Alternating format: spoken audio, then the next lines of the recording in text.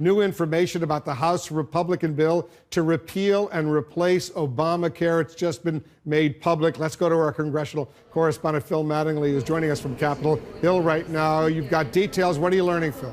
Yeah, that's exactly right, Wolf. It's the 57 legislative pages that Republicans have been promising for more than 7 years. Now it's officially out, and Republicans, they will be acting as soon as Wednesday to start moving this forward. Now, the details of what's in this draft, obviously, are incredibly important. A couple top lines that we were aware of going into this. It will repeal the individual and employer mandates. It does work to keep individuals on their parents' plans until the age of 26, just like Obamacare. And it will also work to maintain the ban on coverage on changing coverage for people with pre-existing conditions. Now, it's the details in terms of funding, how this all works, that's most important. Right now, Obamacare obviously relies heavily on subsidies.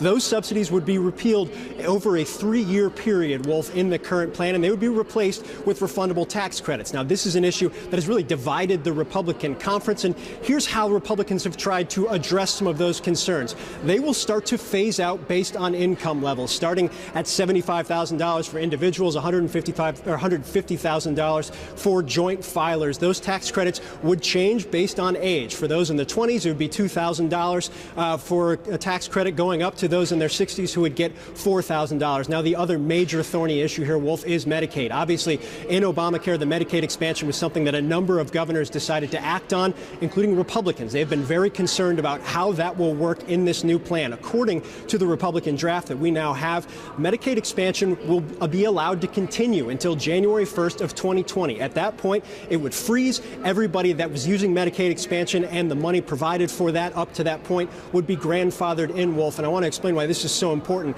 Just a few hours ago, 4 Republican senators sent a letter to Senate Majority Leader Mitch McConnell saying if the Medicaid expansion, the Medicaid program in general, wasn't protected to a way that kind of meets their liking, meets their desire because they come from states where the expansion was accepted, they would be forced to oppose the bill altogether. Obviously, there are 52 Republicans in the U.S. Senate. They need 51 to be able to pass this bill when it gets over to their chamber. That's not a small issue. So we're starting to see these details come out. The first legislative action, Wolf, as I noted, starts on Wednesday, really starts this whole process. House Republican leaders say they want this bill on the House floor within the next couple of weeks. But first, they have to address some very real Republican concerns that still exist inside their conference, Wolf.